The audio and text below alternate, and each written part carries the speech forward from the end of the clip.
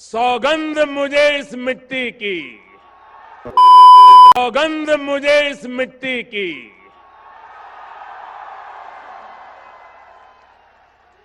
सौगंध मुझे इस मिट्टी की, मैं देश नहीं मिटने दूंगा। मैं देश नहीं रुकने दूंगा। मैं देश नहीं झुकने दूंगा।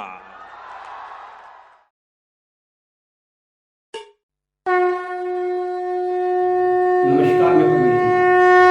भारत की राजनीति के पटल पर पिछले लगभग 22 वर्षों से नरेंद्र मोदी का नाम एक धूमकेतु की भांति चमक रहा है और हर बीतते वर्ष के साथ में उनकी कीर्ति और उनका आभामंडल एक प्रकाश पुंज की भांति दमक रहा है।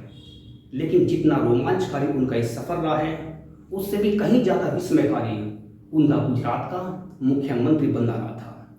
दरअसल 1997 में गुजरात के अंदर मध्यावधि चुनाव हुए थे और उन मध्यावधि चुनाव में भारतीय जनता पार्टी एक बार फिर से प्रचंड बहुमत के साथ में सत्ता में वापस आ गई थी और वरिष्ठतम नेता होने के नाते केशुभाई पटेल को एक बार फिर से गुजरात का मुख्यमंत्री बनाया गया था। हालांकि उस समय नरेंद्र मोदी गुजरात में नहीं थे, क्योंकि 1996 में तत्कालीन मुख्यमंत्री केशुभाई पटेल के साथ में अनबन के कारण भाजपा की शीर्ष इकाई ने उन्हें दिल्ली में बुला लिया था। इस प्रकार से लगभग 4 वर्षों तक गुजरात की केशुभाई पटेल सरकार अनवरत रूप से शानदार कार्य करती रही। लेकिन वर्ष 2001 में कुछ ऐसा हुआ जिसने भारतीय जनता पार्टी के साथ साथ गुजरात की केशुभाई पटेल सरकार को हिलाकर रख दिया। दरअसल जनवरी 2001 में गुजरात के अंदर एक विनाशकारी भूकंप आया था जिसने गुजरात में जनतंत्र को हिलाकर रख दिया था और इस विनाशकारी भूकंप से गुजरात के अंदर जनधन की अपार क्षति हुई थी और भूकंप की त्रासदी के बाद में होने वाली व्यवस्था को गुजरात की केशुभाई पटेल सरकार बेहतर ढंग से संभाल नहीं पाई। इसलिए गुजरात की केशुभाई पटेल सरकार विपक्ष के साथ साथ मीडिया के सीधे निशाने पर आ गई और यहाँ तक कि बीजेपी की प्रदेश इकाई भी उनके कुप्रबंधन के कारण उनसे नाराज हो गई और लगभग इसी समय गुजरात के अंदर 3 विधानसभा सीटों पर उपचुनाव हुए और आश्चर्यजनक ढंग से तीनों ही सीटों पर बीजेपी की पूरी तरह से हार हो गई।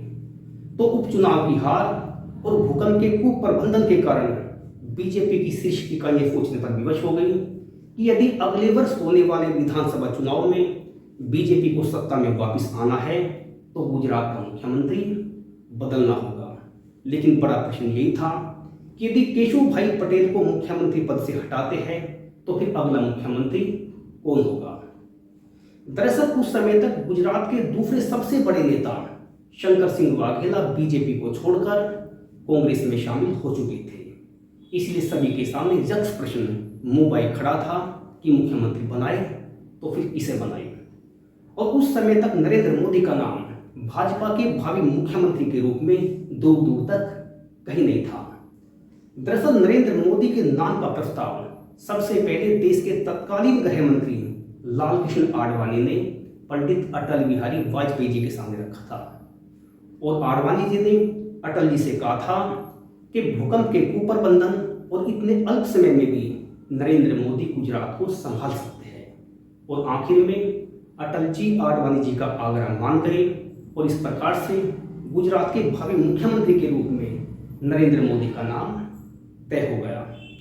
और 3 अक्टूबर 2001 को देश के तत्कालीन प्रधानमंत्री पंडित अटल बिहारी वाजपेयी जी ने नरेंद्र मोदी को फोन किया और कहा कि नरेंद्र भाई कहाँ पर हो। तो नरेंद्र भाई का जवाब था कि अटल जी मैं इस समय शमशान घाट में हूँ।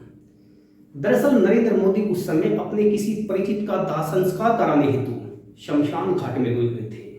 तो अटल जी ने उनसे कहा कि दिल्ली में रहकर तुम बहुत मोटे हो गए हो और तुम्हें गुजरात जाना है। तो नरेंद्र मोदी ने अटल जी से केवल इतना पूछा था कि अटल जी मुझसे कुछ गलती हुई है। तो अटल जी ने कहा था पहले गुजरात जाओ, बाकी बात बाद में करेंगे।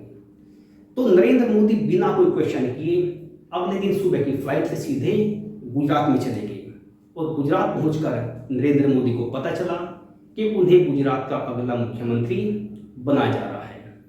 और इस प्रकार से 7 अक्टूबर 2001 को गुजरात विधानसभा में नरेंद्र मोदी को अगले मुख्यमंत्री पद की शपथ दिलाई गई। और उसके बाद में जो कुछ हुआ वो आप सभी को पता है और एक इतिहास है। धन्यवाद।